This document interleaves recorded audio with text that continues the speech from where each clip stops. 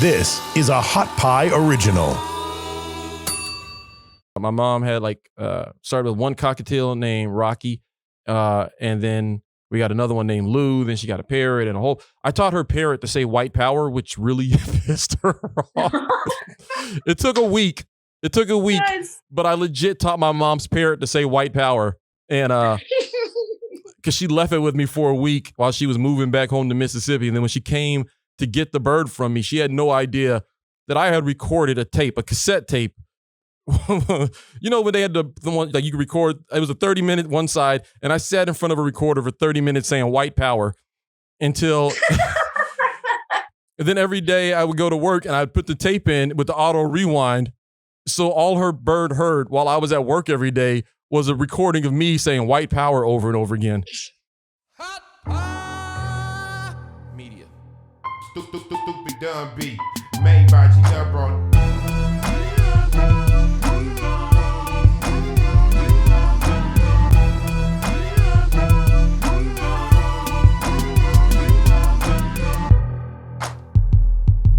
Welcome to the gray area. Here's your host, Aaron Cheatham.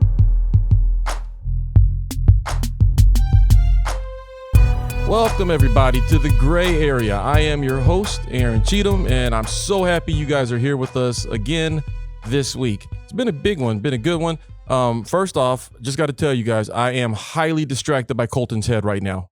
I don't know if you've ever seen tumbleweed on a person's head, but that is what Colton's got going on over there. Like a burning tumbleweed is on his head. So if you see me looking this way every now and then, it's because I'm distracted by Ghost Rider sitting over here running the board. But it's been a great week, man. I'm so glad you guys are here. I'm going to jump right into it. Shout out of the week. My shout out is to Rad Cheesemo and the Oklahoma City Horror Con. They had me down this past weekend. It's interesting, guys. The reason this is my shout out is because it's also a story. It was a horror convention in Oklahoma City. I'm not a horror guy, but they brought me in to headline a comedy show at a horror convention where the entire audience was in cosplay. And I don't know if you know any little known Black history fact. We don't do goddamn horror people walking around in real life. All right. Like we don't do scary, haunted houses. Yeah. You're not going to see Black people voluntarily going to a haunted house. If you see a Black person at a haunted house, chances are we're trying to get some. We're not going for fun. We're going to try to get, it's the only reason. And I'm the type of dude that when I go to a haunted house, I'm the scared laugher, right? Like, I see you. I see you there. That's what I do. I don't want to show the fear, so I scare laugh. And when you're sitting on stage, surrounded by every horror icon, or actually by shitty renditions of some horror icons and really, really good renditions of some horror icons, it's kind of hard to keep your shit together. But I did. It was a good time. It was such an experience. I've never been to a horror con or comic con or anything like that. So shout out to Rad Cheesemo and his team up there in Oklahoma City for bringing me up there, letting me experience that for the first time. I don't need to experience horror con again because, like, side note, when I was performing, there was this chick that kind of looked like she was the Ring. She was cosplaying as the chick from the Ring, which is scary as hell to me. And at one point in my set, because I was trying to not look at her, and she knew I was trying to not look at her. So she got on the ground and started crawling towards the stage, at which point there was no longer a comedian on the stage. I got the fuck out of there. So I would have never experienced that type of stuff though before. So, and also apologies to, I should absolutely take this moment to apologize to the people in room 116. Sorry, not sorry. Because the way the show was set up, the comedy show was going on in the middle of a hotel where all the doors of the hotel opened up to this open area where we were having a comedy show. So whether you knew there was a horror con going on or a comedy show going on, you were a part of it. You had to listen to it because all the doors opened up to where we were having the show. So room 116 was directly behind the crowd. And I noticed throughout the show that the lady in 116 would look out of her window every now and then kind of perturbed, because there's a big ass comedy show going on outside her door. I'm sure she didn't sign up for that. So the first thing I did when I got on stage was brought to the attention of the audience that the lady in 116 right behind them was pissed. So on the count of 3, we're going to yell as loud as we can. 1, 2, 3. And they yelled as loud as they can. And 116, she went from having a good vacation to a Karen real fast. And to be honest, I can't blame her.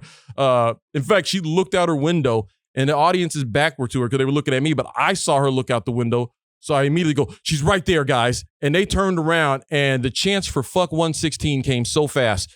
And I didn't mean for them to turn on her like that. But now I see how riots can get started real quick. It only takes a little match. It just takes not even a match, just a little ember of hope that we can act an ass. And people will act an ass. And they sure enough acted an ass that night towards the lady in room 116. So sorry, but not sorry. And shout out to Rad Cheesemo and everybody involved with the OKC HorrorCon. Oh, I also got to host a celebrity panel with Count Gregor, who's an Oklahoma City legend.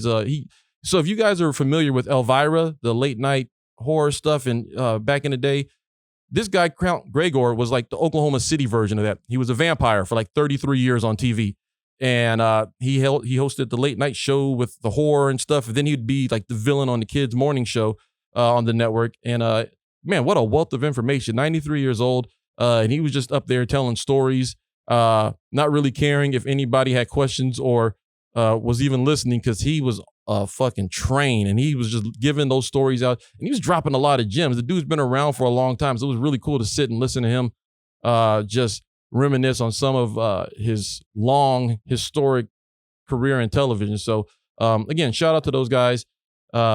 Without further ado, guys, I don't want to ramble on for too long, but let's bring our guest in. Our guest this week is the winner of season 9, So You Think You Can Dance. And to be honest with you, all around great person and bird lady. Let's bring in Eliana Girard. How you doing? Hello, I'm good. How are you? I'm good. I'm getting my voice back, which is a good thing. I legit lost my voice doing that show on Saturday. Like the last half of my set was strained, but I'm good. I got my tea. I got some lemon and some honey.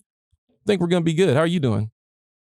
I'm good. I love that story. I didn't even know there's a horror con. Like, I didn't even know that's a shtick. Like, that's a thing. Yeah, I didn't know it was a thing either. It was like news to me, and I was like, well, shit, it's a show, and it seems like it might be something cool, so let's go. Apparently, they do like Christmas Con and Pop Culture Con, and I thought it was just Comic Con. I didn't know they had cons for everything.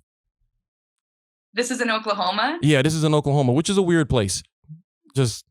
I love the whole mix of everything. I definitely have to go. Have you ever been to Oklahoma? Is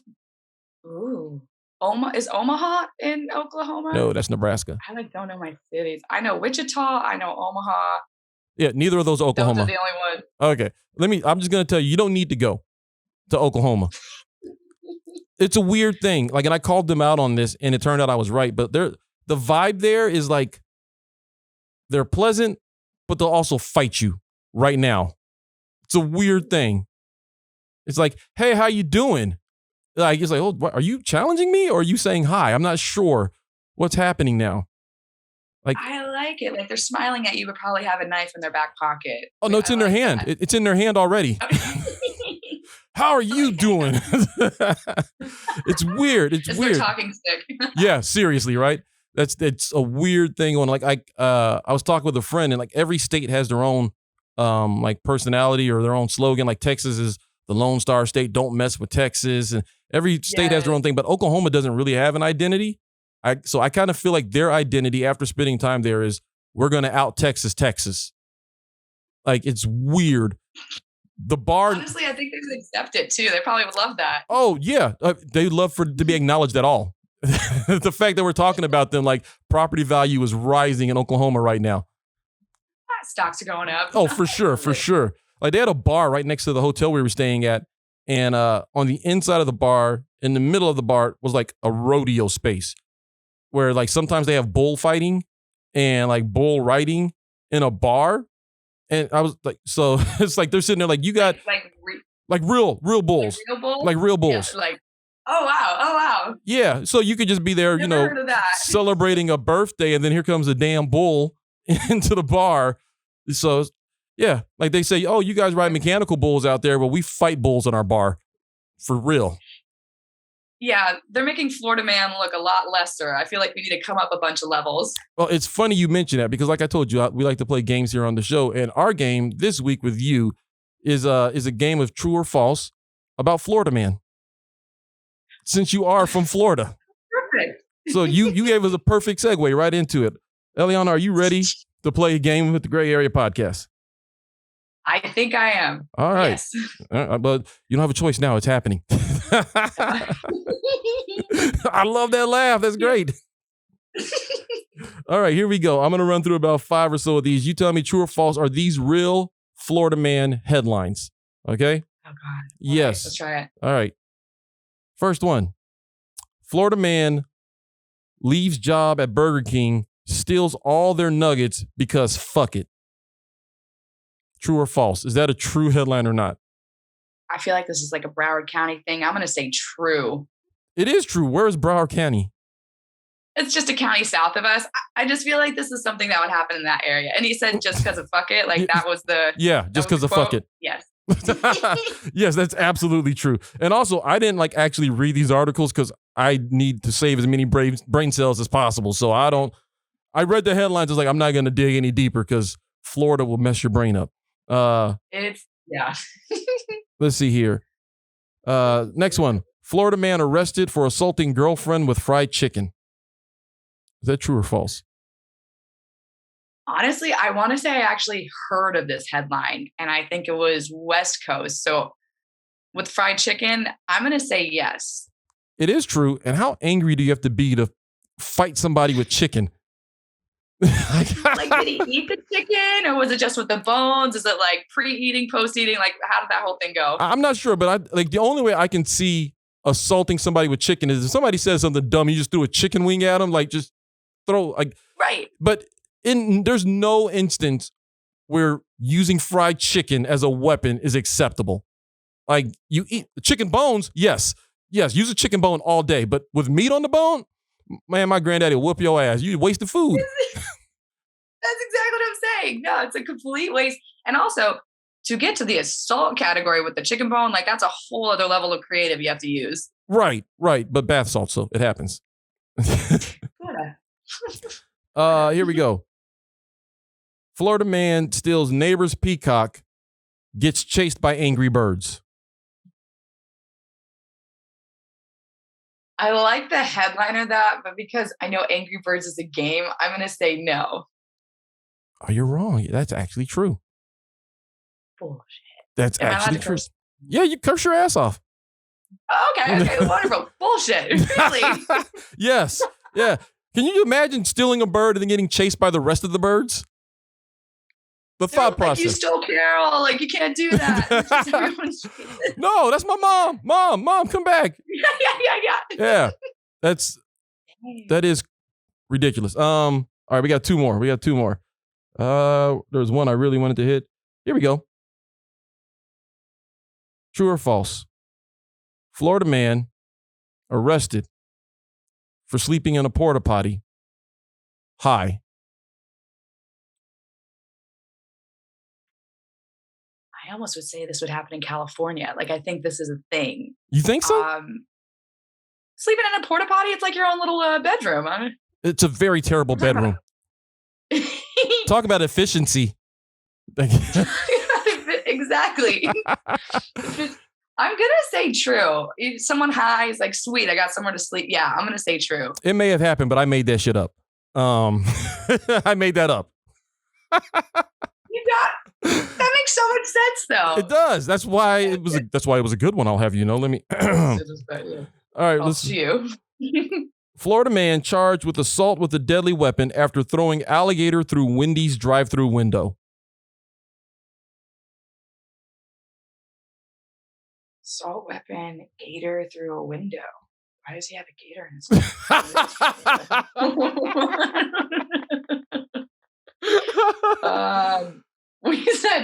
we said McDonald's or Wendy's. burger, which would Wendy's.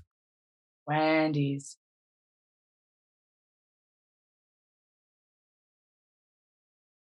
I want to say false because I feel like this is like Burger King clientele because Wendy's is kind of like classy Florida man. But, Yeah. I mean, people do have gators, so I'm just gonna say yes to this one. I'm gonna say true. It is true. It is true. And I'm not sure which assault is worse. The fried chicken or the alligator. Who like you had to go get this gator with your hands, transport it to the Wendy's, and heave-ho it through a window. Like the audacity. Gator then. Like I don't know which one. I don't know which one is more egregious, the fried chicken or the gator, but I'm so interested in the mindset of somebody who goes, "Oh, you ain't gonna give me nuggets? I'll be right back," and then throw a gator in the window. A gator comes back. Yo, this is like they need to do a TV show with like, you know, before and afters, before the incident for all these Florida man people and catch up with them after. They're like, I don't regret a thing. You know, I got free nuggets afterwards. Like, what was, yeah, like you said, I want the follow-up story. Yeah, they understand my point. All right, we got one left. This is the last one. Florida cop claims Burger King put dirt on his food. Investigation reveals it was seasoning. Is that true or false? Did a cop claim that they put dirt on his food to only find out it was the seasoning to the food? Because how absurd that whole area is, that almost sounds like something that would happen. But I gotta hope the cop isn't that stupid to not know the difference between dirt and seasoning. So erring on the side of intelligence of the cop, I will say false. No, it happened. It happened. No. It happened. That's a Miami thing. No, I'm putting that to Miami. That's not us. That's a Dade County thing. Yeah. Yeah. Oh, no, of course. Oh, no. That was the plot of Bad Boys 3. Was Exactly. Like, what cop says there's no way that this food could be this bad? They have to have put dirt on it. And it's like, no, it's just really bad. It's Mike Lowry's is what it is. Inspired. Oh, snap. Well, thank you for playing along. And yeah, most of those were true because why make stuff up? Because Florida man is so absurd. Florida man. Yeah. We're trying to work on getting some t-shirts and koozies, just embracing the whole Florida man vibe. What would the face of Florida man look like?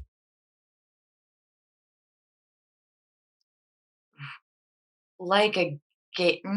Honestly, we haven't gone that far. We're like, maybe we'll just stick with the state of Florida because it's like the penis of the states. So that works like great branding. And then maybe like a gator head coming out, some like firearms, a golf club, try to like hit all of the Florida vibes.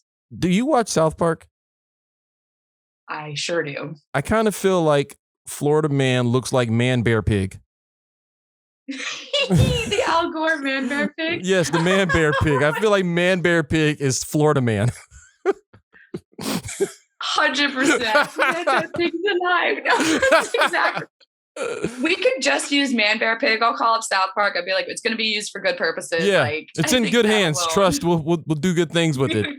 In Florida hands. The legend will live on. It'll probably be better than anything you guys could have created. That was awesome. So you're in this beautiful room with two birds behind you on a beautiful sunny Florida day. What's up with the birds? You're a bird lady. You know, I just stumbled upon it. If I can try to defend myself a little bit, this little girl was stuck on someone's porch for 5 years, and the couple didn't like her, and I guess the husband threw remotes at her. So if I have a cell phone or a remote, she'll attack it. Like she's being gentle, but she'll attack the crap out of it. So ended up kind of rehabilitating her. She was scared of hands for 2 months, so I had to pick her up with a blanket. She was very bougie. She's lost some little talents, but she's a happy little green. I call her my little green pea. So this is Bailey. Oh, Bailey's beautiful. And in the back, again, I didn't ask for these birds. They just came to me. Sure they did. On the side of the street. Half-eaten chicken wing. Definitely a naked chicken wing. Like, you could have used this for the assault for the Florida man. That's the wing they threw. Just... Yes. So that little guy, doves are very simple-minded. He literally just stares out the window and he just like Hasn't moved. stares all day. Has not moved at all. It's just. He's still there, same spot. He just stares. So do they have any quirks? Like, so I had birds in my house growing up. My mom had started with one cockatiel named Rocky. And then we got another one named Lou. Then she got a parrot and I taught her parrot to say white power, which really pissed her off. It took a week. Yes. But I legit taught my mom's parrot to say white power. And, cause she left it with me for a week while she was moving back home to Mississippi. And then when she came to get the bird from me, she had no idea that I had recorded a cassette tape. You know, when they had the one like you could record, it was a 30-minute one side, and I sat in front of a recorder for 30 minutes saying white power until and then every day I would go to work and I'd put the tape in with the auto rewind. So all her bird heard while I was at work every day was a recording of me saying white power over and over again. She drove home. She got her bird. She drove from San Antonio back to Biloxi, Mississippi, with this parrot in the backseat yelling white power the whole time. Oh my God. Oh, that's honestly ingenious. Like, I got to give you props for that, especially cassette tape recordings. Like, I absolutely remember that, having to rewind. I mean, back in VHS days, people don't know how good you have it. You don't have to rewind. That took like 5-10 minutes just to go through all the tapes and stuff. Oh, you'd be so mad if somebody didn't who didn't rewind the tape? Rewind the tapes. I know. Yes. No. And her bird Rocky, she tried to put him on me like it was my bird, but his quirk was he didn't like yellow. Like if you walked past his cage wearing like any yellow, especially like a bright yellow, he would lose his shit. Like so we'd have to and I got these Detroit vibes in me. All right, my family's from Detroit, and I was in Detroit for the summer, and I came back with this canary yellow suit with some Stacey Adams. We did. And I would put on my suit and I was leaving the house, and this is how we found out about the thing. I come out wearing, I look like the dude from Curious George, and that's what I saw in my head. Yeah, I was an 18-year-old black version of that guy, and I walked by the cage, and Rocky lost his mind. So we realized then, like, okay, so you got to cover him. Anytime anybody had yellow ones, like, stop, don't come in, and we had to cover his cage so that you could come in if you were wearing yellow, because he would lose his shit. So, that would be the best warning sign. Like, careful if wearing yellow, careful for proceeding forward, just right in front of Rocky's cage. For real, like that. I couldn't let any of the Simpsons in my house because he would have died. He would have died. So, do your birds have any weird quirks? Bailey's the TV remotes and the phones. And she also doesn't like plates. What? She's just so weak. Like, I try to feed her. I make her sprouts. I chop up some vegetables, being a nice little bird mom. I bring the plate to her and she just tries to flip over the plate the whole time. So, Bailey's a hater. Yeah, I'll have to record it. I'm surprised at how strong she is. She's just like a little guy. Okay. She'll continue. I know. She's got some anger problems. We're working on it. So when you say stuck on somebody's porch, can you define stuck? Like in a cage, or like how is she stuck on the porch? That cage behind me came super rusted. So I had to spend 2 days like scraping off all the rust and kind of resealing the metal. And by stuck, I think they fed her like once a week, but they gave her, you know how certain birds, if they eat certain seeds, it's like, it's not good for them. And Quakers, if they eat sunflower seeds and the fattier ones. So they gave her literally all the seeds she shouldn't eat. And they just left it in there for weeks. So yeah, like she didn't know how to take a bath. So I had to, and you know, birds take baths all the time. So I had to like teach her. Yeah, I know. It was cute. It's like a little rehab center for birds, I guess. I have over here. Oh man, we got to find you a better fucking way to escape. Like, you know what's funny? I really want a cat, and I don't know I don't know how that works. That's not gonna work. That's not gonna. Yeah, no. You know, Sylvester and Tweety, like that barely worked. It barely worked. You see all the videos on Instagram of like the cute cat next to the bird. I'm like, oh my God, that could be me. But I don't know how they do it. Do they have them as babies together and they grow, like the bird bites the shit out of the cat or something, just to kind of know territory wise? Like I just don't know how that shtick works. I don't know. I can't imagine, because I mean, nature at some point is going to kick in. I don't care how domesticated cats are; they're still cats, and cats are going to do what cats do. So, but okay, we've talked enough about the birds, because I'm sure there's people that saw you were on and they want to hear a little bit about dancing. So let's talk a little bit about you. This is a question. So I have a 3-year-old daughter, and recently she's been expressing interest in getting into ballet and dance. So as somebody who's made a career out of this, what type of advice would you give a parent of a child that wants to pursue this passion? I think the arts is incredibly helpful to all children because it gives them another way to express themselves. When words become difficult, art sets in. And I think when it comes to dance, obviously physical movement's really helpful for kids. It gives a lot of confidence. Like nowadays, I'll meet people, I'm 30, I'll meet people in my age demographic and they want to go out and have a nice time, but they're terrified because they don't know how to dance. But as a kid, maybe they took a couple dance classes, they might not be professional, but they have an idea and they have a lot more freedom with that. Because it's my favorite thing to take someone who doesn't know how to dance, teach them a little combo, a little step or two, and just like the light bulbs come on. They get super excited. If they hear that song out in the club, you'll see them doing the little combo. Like there's a liberating feeling to it. So I recommend it for all, for daughters and sons. And just finding a studio with a good, I would say just a good vibe and a good energy is very helpful to that experience.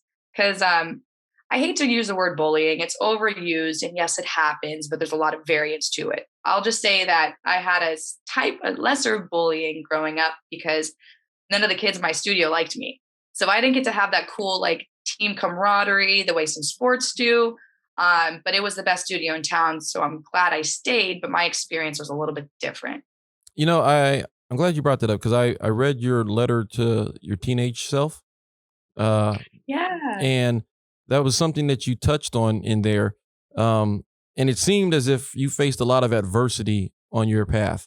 First, like, I guess I have like a 2-part question. Like, how did that adversity, the bullying and such, how did that mold you and shape you in your pursuit of dance?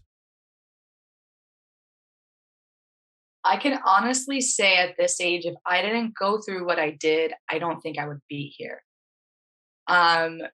Going through the isolation in my early and late teens was very helpful to get comfortable with being uncomfortable. Because I always had to go outside of myself for social connection because I didn't have it in my dance community. It also gave me the opportunity to dive more into dance because I just didn't care what people thought. And I think that's a very powerful quality for anybody to have, is that you don't care what the outer world tells you or what you feel, because you'll stay to your truth and you'll stay to your why. So I think because of those mixtures, it helped me stay on focus. Because there was a lot of dancers growing up, better facility, better musicality. Like they could have made it bigger than me, but a bunch had like social circumstances where they ended up leaving. So there's different life things that can fight you from going forward. And I got lucky that it just kind of pushed me more into dance. And were you able to, like, art is a weird mistress, right? Like people that aren't artists, like there's a lot of people that are, business minded or straight and narrow, whatever. But like artists are a different breed. Like I think a lot of us find solace in our art and comfort and healing in our art. Were you able to, through dance, learn more about yourself and maybe find any type of healing inside of dance? Absolutely. I think in comedy, they say you laugh out of your pain. Like a lot of what you go through in life is where your material comes from. Same thing in dance. When I can remember, like my parents got divorced when I was 11, that's immediately when I realized, wait, I could really dance. Like there's a career in it. And so the pain of not understanding how, adults deal with situations, I was able to translate that through dance. So I just hyper focused. I learned all different styles. yeah, honestly, it has been my biggest sense of therapy. I always joke, I'm grumpy if I haven't danced or worked out. It's such a true thing. My moods are more regulated when I can just be like, all right, I got that yoga session in, or I did that like improv session. I feel more connected to myself. So it's definitely a huge form of release and of therapy. And people joke all the time. They're like, do dancers even go out dancing? Because you're dancing all the time. We do. Like, absolutely. We love to go out and express ourselves, even though like when I was on tour with Taylor Swift, we're doing like a 2.5 hour show, probably like 5 times a week. You'd think we'd be tired of it. Afterwards we just need to release from that show. So we'll end up going to the clubs and just like dancing it out. So yeah, it's definitely a big part of what we do. Like, what's that like though, being a trained a professional dancer, and then it's time to go to the club? Like, you can't pirouette in the club. Like, that's not going to go over well, especially after a couple shots. You're not trying to, get up on them toes. So, like, what do you like? Do you feel comfortable? Is that like, I really don't know, because I haven't been immersed in dance culture. Like, so when you're a professional dancer, like, is it weird to just dance in a like club, or I don't understand that part. What does it look like? It's so true. One of my friends, Ariel, when we go out, because we came from a technical background, we're kind of obnoxious. Like, that's what I would imagine. We'll do random talk. You're like, hey, yeah, you're doing stuff that definitely doesn't mix. Oh, makes us stand out. So there's and like an arabesque, boom.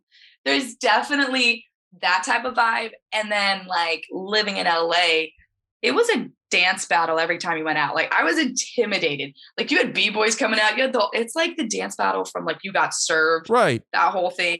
If you didn't come prepared, you're gonna lose. It's a full on battle. I didn't even think of that part of it. I just think, like, 'cause I can imagine like a dude seeing you guys in the club. You're like, oh, look at Shotty over there. Then he's like making his move over, and then you hit him with one of these joints. You're like, oh, never mind, cuz like, yo,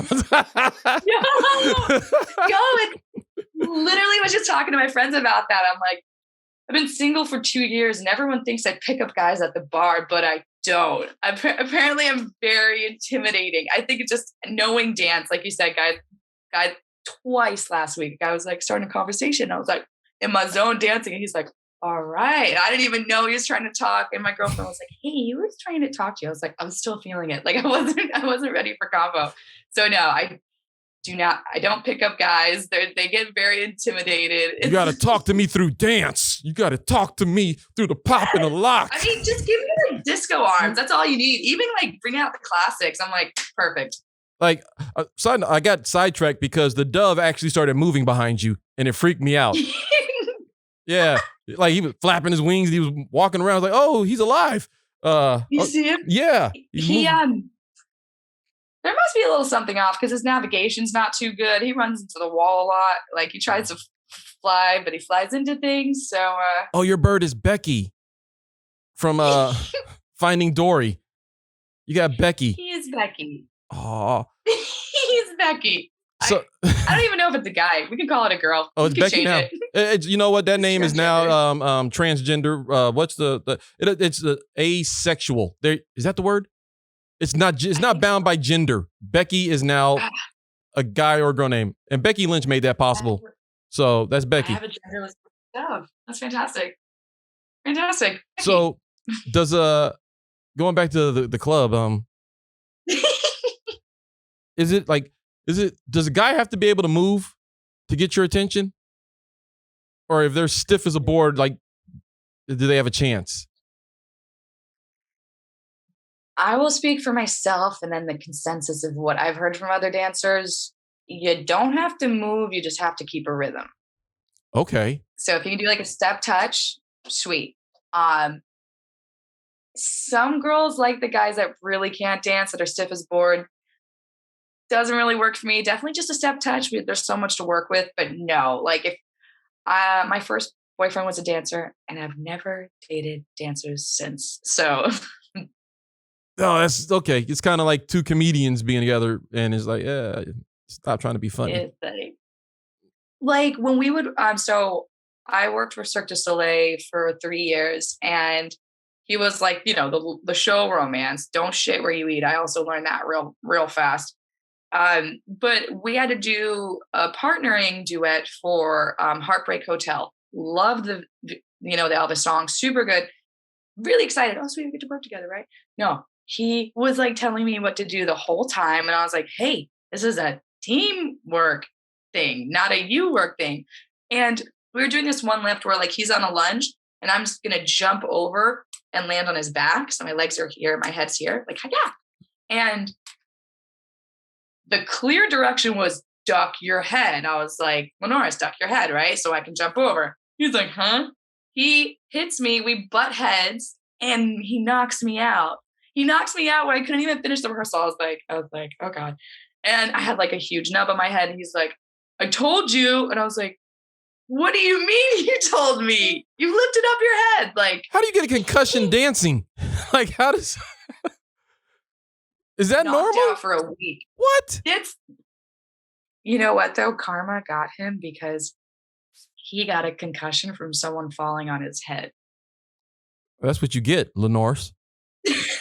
Motherfucker. You can't make it up. You can't make this shit up. Oh, that is crazy. So one last thing, because you put all these images in my head. So I have to go back to the club one more time before we move forward. Dance battles, you said. Dance battles. What? Yeah. Have you been in a club dance battle? You got served style? Yeah. Oh. I mean, what am I supposed to do? And then it's worse when your friends are like, go, go, go. And I'm like, no, I don't have. Wait, was it one-on-one? Like you're in a big circle, one-on-one. I've done like 2 or 3 of those. I've been in a dance battle in Israel. How does that work? They are really good. I lost that one. I will walk away. Like the guy started doing his stuff and he's doing b-boy stuff. I don't know how to flip, and he's all like popping in one hand. And I was like, I'm going to gently step away from this one. Do you bring like your work stuff to like the dance battle? Like, are you like hitting hardcore ballet moves with attitude? I put on my point shoes beforehand. I got my tutu. Like, yeah. Oh, let's do this. Put a little Vaseline on your face. Let's do this. It reminds me of Center Stage. Yeah, that reminds me of definitely some sort of like Center Stage battle. No, you just got to come as you are. Come with heels, come with an outfit, and just hope you don't fuck up. Yeah. It's definitely about getting the crowd hype. Like I've watched dance battles and I've been in them. Even if you don't do a good job, if you just get the whole audience to like clap at the same time, you pretty much won. It's literally just that audience, performer interaction. Yeah. Oh, well then I should be a dance battlist then. Cause yeah, I got all the, and I will listen here, America. Yeah. If anybody wants a piece of me on the dance floor, come holler at your boy. All right. I'm ready. Yeah. If all I got to do is get the crowd hyped, I'm winning every battle. I'll go undefeated. And with you as my backup, if they need to see some moves, don't dance like an Egyptian. Don't do the Egyptian thing. What is that? What was that? What was that? You got all different types. We go 16. No, I'm going to that. You went to school for this? Renegade. Oh, let's hit them with a cabbage patch while we're at it too. Give them one of these cabbage patches. Hey, no, they're not ready for that. Oh, I'll kill them with all the early 90 dances. Y'all don't know about the Roger Rabbit. Yes. Bankhead bounce up in here. You don't know about this, right? This is embarrassing. I'm embarrassing myself right now. What's the difference? Sounds like you have a new career. Oh yeah, no, I don't. I'm gonna stay in my lane. All right, like we had John Magnum on the show, and he's a porn star, and he tried out. I took him to try out some comedy, and I was like, you get to do this one time, but you got to stay in your lane, all right? Because that's what you do. Don't come into the comedy lane, and I'm gonna tell myself to stay in my lane, and I'm not gonna mess with the dancing. I'm just gonna.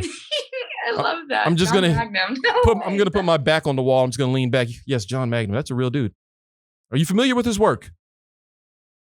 I am familiar with the name and the jokes that are part of his name. I didn't know this is a real individual. I love that. Yeah, it's a real individual. He's very real. He's very real. Great follow on Instagram. You might want to look him. Don't look him up. That's my boy. Yes, definitely. Shout out to John Magnum. What's the difference between like classical ballet and the Cirque du Soleil stuff, and then the Taylor Swift? Like your career has spanned over all these different types of dance. I guess they all tie together, but how? Like, because I in my mind, I'm trying to connect dots and stuff. And it's like, how do you go from a classically trained ballet dancer to Cirque du Soleil to Taylor Swift? My career pathway is the road less traveled. Majority of artists or dancers are more categorized, I would say, into two worlds. You have concert, that is dance companies, you're dancing in theaters, this is American Ballet. And then you have commercial, which is TVs, music videos, going on tours with artists. So it's more about the artistic side and more about the entertainment side. Both are great, but both are very separate and they require different types of body movement, and not everyone can translate into both successfully. But I just remember as a kid, I never differentiated dance styles by like, oh, this is ballet, this is jazz, this is tap. I viewed everything as movement. When you get rid of labels, you're able to see the full form of what dance is, and that's just movement from one to the next. It's connecting to a music in a different way. So labels, taking those away has very much helped me to have this type of career where I always said I want to do everything. So I started with Joffrey Ballet, and my dance mom growing up, she was an amazing woman, classically trained. She was a contortionist and a ballet dancer. So I was like, I can do both. I want to do that. And she told me, she's like, Eliana, you'll never be in a ballet company. And I said, come again? She's like, no, you'll never be in a ballet company. And I was like, well, fuck her, I'm going to. So my first job was being in a ballet company. But now I know what she meant. It was just poorly communicated. She meant you could do it, but you're not going to be happy. And she was a pretty blatant communicator. I was like, I can't do it. Well, I am. And so when I joined, I felt like I was in voluntary prison, I think is the best way to put it. How so? In the fact that you eat, live, and breathe work. You don't have a personal life. It is the most work I've ever done. But you are there 9 a.m. ballet classes, and then you could be there anywhere from 6 to 9 in the evening, depending on how many rehearsals, depending on how close you are to showtime. So you have these crazy long hours getting paid very minimal, right? Your value is your time, and how much time I'm giving into it is not how much I'm getting paid. But more so the culture. The culture is so judgmental. Everyone has like a stick up their ass. And I'm like, blah, blah, blah. I'm learning how to twerk in the corner on Joffrey. I was like, look how you do it. Like completely different. Because everyone's like, I ate 2 pieces of broccoli today and I think I stopped to throw up. And I was like, no, I don't want our whole life to be around conversations about food. There is that whole body dysmorphia thing, which again, the culture could handle it a lot better, but they don't. So then I went to American Ballet Theater, dealt with the same thing. So I felt like, okay, at least I can say I've been in ballet companies, check that off. Alvin Ailey had an audition, and I've never done modern dance before. And I was like, well, let me go. Ended up being with the fellowship program and in their second company. Love it. I think it's a phenomenal expression of dance. Modern has its own types of techniques, like movement patterns. And it was also the first African-American company to really publicize the multi-ethnic dance community, which is awesome. They have like African dance as well as that modern. So loved it. But something in me felt just, I don't know. When I know I'm supposed to leave, I know I'm supposed to leave. So I skipped rehearsal because Cirque du Soleil was having an audition in the building. Oh. And I just showed up to the audition. I didn't have a resume. I didn't have the right clothes. I was like, hey, can I just come? Ended up booking the audition, and they moved me up to Montreal. And I was the youngest member of the Viva Elvis cast, which was a new show being developed in 2009. And that's how I was dancing. And I was dancing mainly hip hop. But then I saw all of the acrobats doing all the stuff in the air, and I was like, okay, I'm going to do that. How hard was that to learn? That's probably the hardest thing I've had to learn. I think anybody can pick up movement if you just slowly teach them and how it looks. This, it's like physics and aerodynamics. Like you have to have such a strong body. It took me a year before I could get the upper body strength they have. You have to be able to pull yourself up in midair on top of like a whole centrifugal force going on, depending on what apparatus you use. So it's like it's a lot more dangerous. That's for sure. But so exhilarating. You feel like you're flying in the air. You're flying over the audience. You're like, oh my God, if I let go, That's this happens. But insane. it was very exhilarating. Like the amount of, because I just imagine the amount of strength that you have to be able to not only pull off the moves, but like the show's not a 5-minute show. It's a long show. So like to have the stamina to be able to, anybody can maybe do it one time, but to do it repeatedly over an extended period of time and do the show day after day, week after week, month after month, like, geez, like I feel like I don't think dancers get enough props for how athletic they are and the actual core strength that it takes to be able to do what you guys do. That's insane. I completely agree with that because people see the end results. They see the awesome dances, but they don't see the training to it. Specifically with aerial, like we did 3 workouts a week with personal trainers on staff. On top of, I did sparring because sparring, you needed fast reactive muscle. So like 1, 2, 1, 2, 3. Yeah, there's a lot more prep to it that people don't see, but it definitely, Cirque was one of the most exhilarating and horrible experience all in one. Exhilarating because you walk in, you're like, I'm in a circus. Like there's people juggling, there's people throwing people, you're just like, holy crap, I'm in a circus. But like you said, stamina is the biggest thing I learned from that. We did 10 shows a week. Sometimes we do 12 shows a week. You only get 4 weeks off a year. Our show specifically had the most injuries out of any Cirque du Soleil show they ever had because they were like, let's build the biggest North American stage in North America width and height wise. So you have this stage that has never seen dimensions like it has before. You have to fill up the space. You have to travel more. There's so much more components to it that take another level of energy. And you're also dancing kind of on concrete because these stages move. So that's what creates the cool scenic imagery. But they can't use the springy floors that are needed for dancers and aerialists because it would erode faster. So a harder surface. Yeesh. Like we had knee surgeries, we had hip surgeries and shoulder surgeries. Like we had a couple every month. Wow. Like where was the stage at? This was at the Aria in Vegas. Okay. The Aria Hotel. Wow.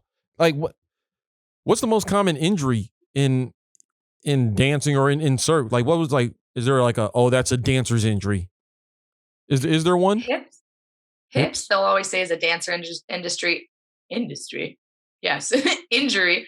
Like torn labrums and that type of thing. And I would probably say shoulders is the most for aerialists because a lot of your weight, depending on how long your act is within the within the shoulders. So I would say that aerialist, shoulders, dancers, hips. Okay. So how did you get from Cirque to Taylor Swift? Before Taylor Swift, my mom convinced me to audition for the TV show So You Think You Can Dance. Right, which we have to touch on. I don't believe we've gone this far. We haven't even talked about that yet. Yeah. Yeah.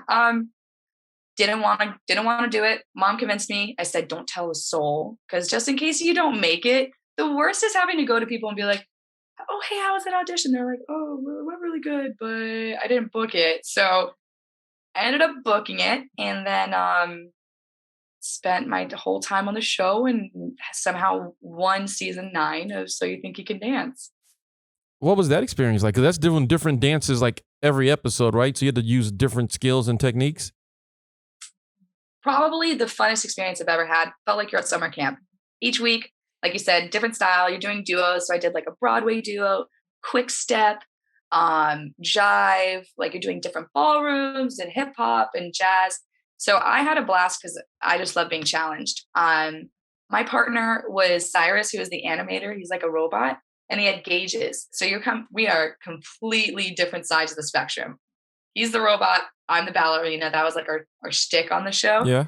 And it was a great experience because I had to teach him how to partner. So I got to learn how to be helpful because he had never done anything but dance like a robot. So it was more work for me, but I really appreciated it because I learned a lot. And the last week, we had about 6 duet. We had like, I believe 8 performances, a lot of numbers. I ended up getting deathly sick, like to the point where they had subs in for me for each number where I wasn't going to even be on the last episode. Oh no. Like I had to be isolated away from everyone. This is all before COVID. This is 2012. And I was like, fuck it, this only happens once. So the night before I learned all the numbers, I, wiped my snot and get back on there. So I was able to do the last performance. I don't know how I learned all those numbers in one night. I was about to say, the night before you learned all the numbers? Yes. And then you went out and pulled a Jordan Game 6 flu game and just pulled it off? Like, and won? Yes, exactly. I don't know how it happened. Dude, you're a badass. You're over here being all humble and shit. Like, how you do that?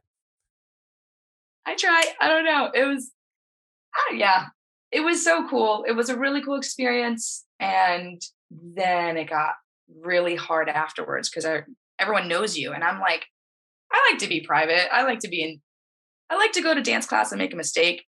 Afterwards, every class I went to, they're like, are you that girl? And I'm like, no, I have a twin. Like, just no. Like, because they'll watch you in class and you make a mistake. They're like, oh, she's not as good as she used to be.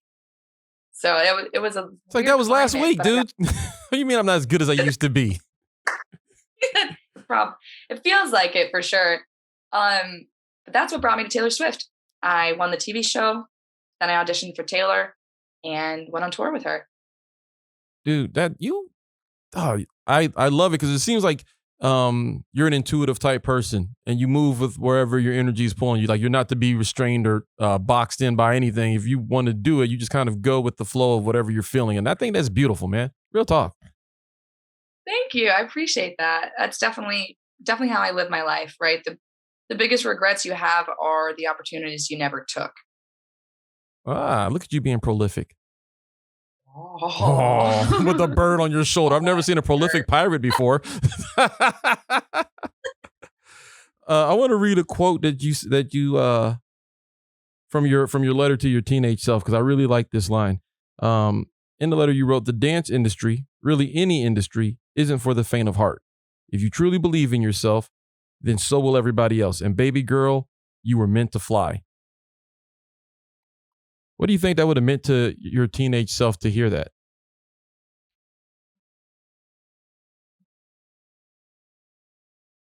I remember being younger and trying to change myself so I would be more socially accepted or would feel like I fit in more. And it always felt like I was wearing an uncomfortable cover.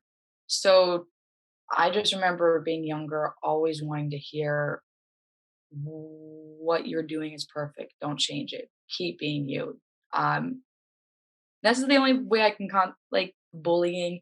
I think a couple of the girls I used to dance with, actually, I saw them a couple months ago around town and they were like, hey, we just wanted to tell you. And I thought this was like a really beautiful moment. And they were just like, we just want to tell you we're sorry for how we treated you growing up. And to hear that from their mouth was a beautiful confirmation that it had nothing to do with me. And they were like, we didn't know how good you were as a dancer. We were jealous, blah, blah, blah.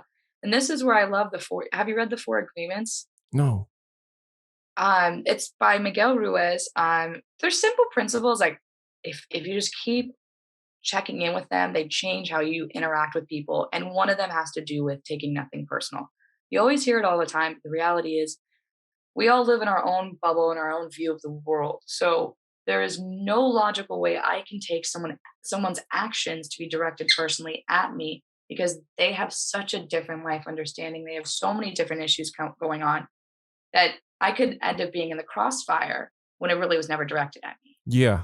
And by that conversation, I found out I was just the crossfire. It was their own teenage insecurities. It really wasn't directed at me. Man, that is so true. Because a lot of times people got shit going on. You don't know what's happening in people's lives. You don't, so whatever happens in a moment where you cross paths with somebody, that's not necessarily an indication of who they are, how they really feel. Is you don't know what they have going on in their own, what insecurities they're dealing with, what drama or trauma they have going on at home in their background. So just because somebody lashes out doesn't necessarily mean it's meant for you. It's just how maybe they're they're handling the situation poorly. That is 100% how I feel the dance industry is as well. And this is where I find it so disheartening that we could be a community. Like, we are all serving the greater purpose. We are the pause to people's lives. Like, when people come to see a comedy show, they're leaving all their cares behind. This is the pause where they get to just enjoy and be relieved. Mm-hmm. And if we all remembered, there is space in the world for everyone. There's Thank you. space in the dance industry for everyone, the comedic industry.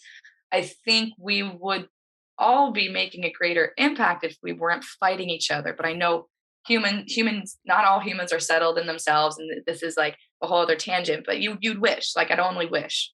The truer words have never been spoken. That's a conversation I've had about the comedy industry multiple times. There's room for everybody, because what you do isn't necessarily what I do. And there's an audience for you, and there's an audience for him and her and everybody else.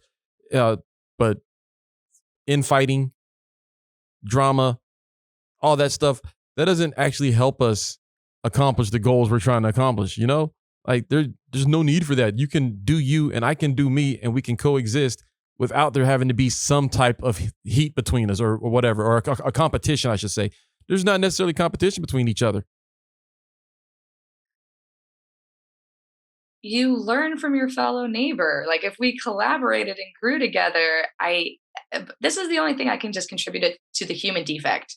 The 7 deadly sins, murder, rage, anger. There's always that weird default you have if you're not conscious of it. And that's where we get the friction in the industries that we have now. Yeah.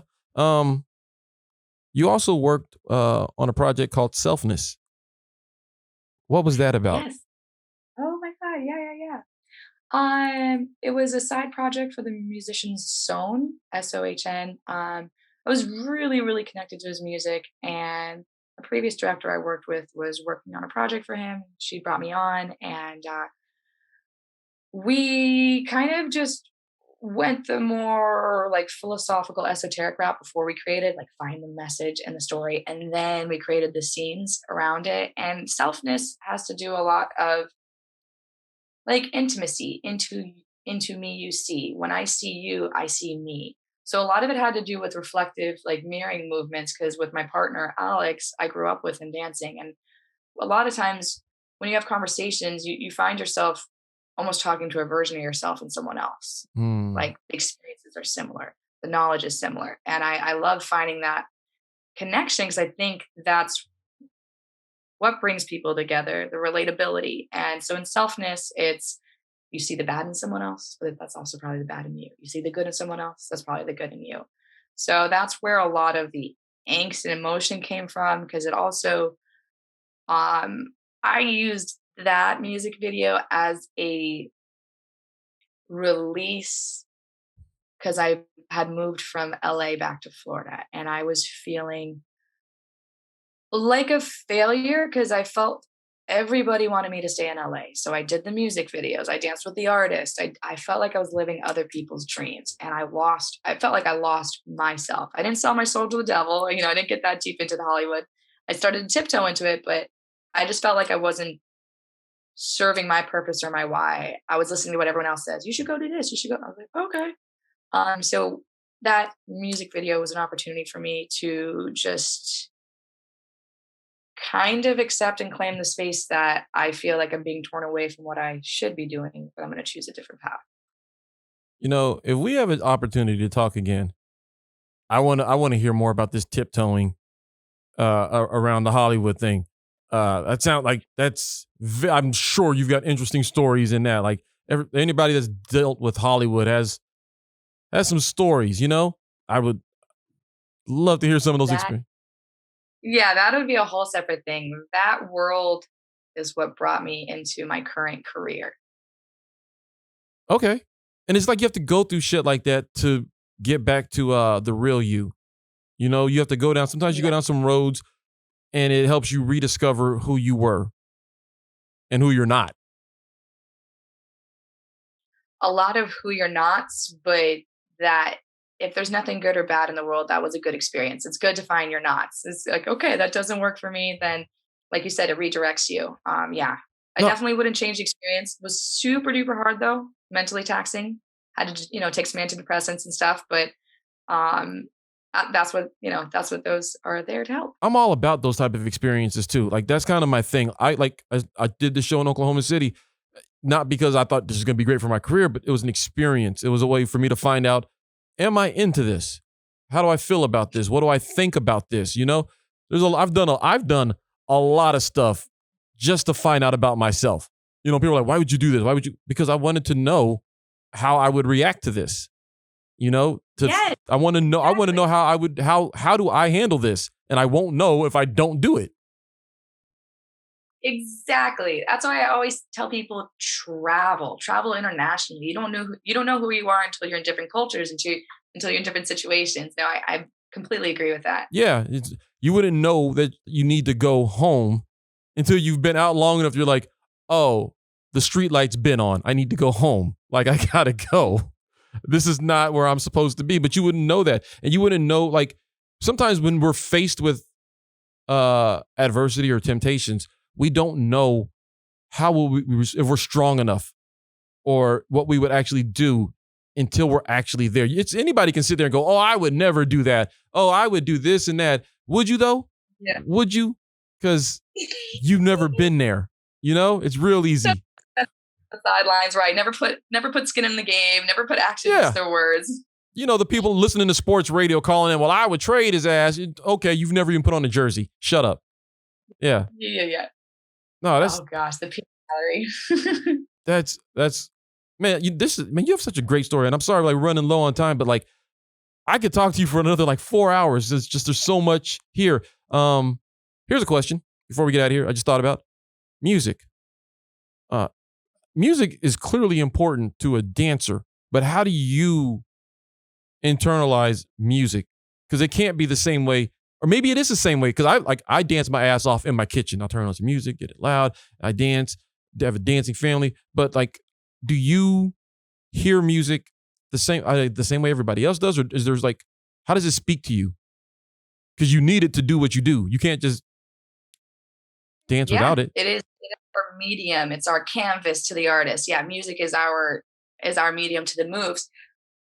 I guess I'll speak for myself, but I almost feel like all dancers hear or see music differently. When I close my eyes, I almost like see the dance moves and the music put together. That's a little different. Like there's a handful of us, like we can listen to a song, close our eyes and choreograph a dance to it. There's some that they see the music when they're looking at themselves doing the movement. But then there's others that connect more to the poetry and the lyric part of music. So they'll end up connecting their moves more to that storytelling. So it all depends on, I would say, the personality and also how much you have a personal music experience. I play the piano and the flute, so I can decipher uh, different musical instruments in the song. If you don't have that much of a musical background, you'll just hear kind of it all together. But Right. if you can just the bass, the snares, the whole drum set. You're hearing the guitar, electric guitar. Like you can see how you can connect your moves to different parts. So I guess for me, I would say like a song is like kind of an intricate rope, and I can kind of click into each sound effect I want depending on what my vibe is, what the storyline is. As I've gotten older, my process is more intricate. When I was younger, I would just keep honestly to the drums because everyone can hear the beat. Everyone can hear a basic bass. Bah, bah. So that's kind of how I would do it. And now, no, I'll find like a little sound effect up here and like we'll do a little thing that matches that, and then Yeah. elsewhere. But I worked for the Kinjas crew in LA, and Kinjas were the people wearing the Asian mask before COVID. super dope, and they're all like so detailed and intricate. Yeah. They could hear music I didn't hear until I slowed the song down, and they're like, "You hear this?" I'm like, "Fuck no! I get to do all of this so I could hear it." But they're so like intricately connected to that. So there's people who get it on a deeper level than I do. Man, that's crazy because like I have a musical background back in school. Like I played 3 instruments and stuff. So a lot of times when I'm listening to music, I can hear the different layers. And as you're breaking it down and adding dance to it, like I'm visualizing this, like how, because you can see all the parts as you did with the rope, all the parts of the music, but then adding in another element of like movement too, because I never in my brain added the movement to the different layers that I see, because I can see all the layers of a song, but then movements to those layers. Like most people, I probably when it comes time to dance, I'm on that bass line, mostly because I only listen to Little John, but like heavy on the bass line.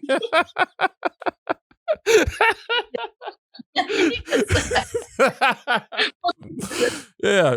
Yes. Bring it back. Yeah. But to think about, because like I hear like those little things over here and all that stuff, but I never actually thought about now incorporating. My brain had never analyzed it that way, to incorporating movement to all of these little things. I might do a little foot thing because I saw Usher do it in the song at this part, and it's like, and it kind of hits it with that beat. Yeah, he does all. Yeah, like, and I guess I've done that. I've done it my whole life where like when I dance and stuff, I might be on something that I hear, but I never actually thought about it. It was just something that I did. And then as you broke it down, it's like, oh shit, like that makes perfect sense, but I don't think I've ever taken the time to think about it like that. Well, now we can probably do a dance battle. I think you're ready. You know how to connect the moves and the music. And what is very difficult to teach. Like how you can hear those layers and your musical background. That's something that not a lot of experienced dancers have. They'll just do what they're told, not what they can really hear. And so maybe you are supposed to be a dancer. Maybe this is your next career. I'm funny as shit, so I'm definitely winning like if I can do all that, I'm getting the crowd on my side. Oh, they ain't ready for this pop.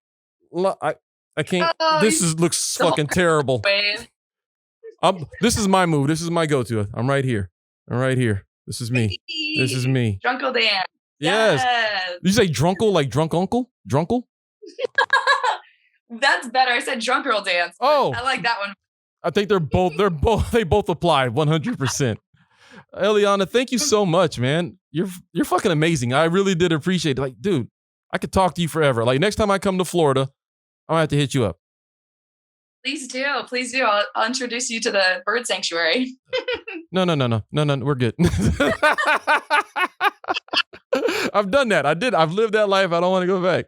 And if you ever make your way out here to Austin, hit me up. Like for sure. Like I would love to link up and like talk and pick your brain. And conversations like this are great. And I wish more people had more conversations and took the time to get to know another person. So thank you so much for coming on. Yeah. Thank you for having me. All right. You have a good day, and thank you so much. I don't know what to do. Have a good day too.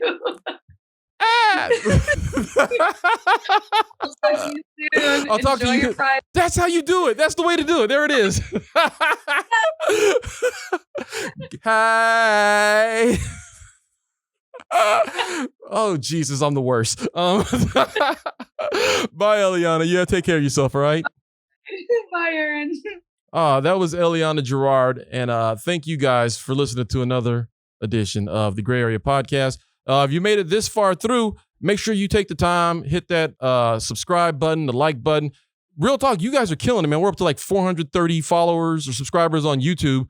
Told you guys we're on the drive to 500. So please, when we get to 500, I will be breaking out a new Selena cup that has been sealed in plastic for years, but I will unwrap it from the plastic and debut it here on the show for you guys when we hit 500 subscribers. And I'll probably throw in a bonus surprise. Make sure you come back next week, because next week we have a great show for you. I got a big surprise for you guys next week. You're totally going to want to make sure you're here for that. But until then, you guys be kind to each other. And here's mud in your eyes. Peace.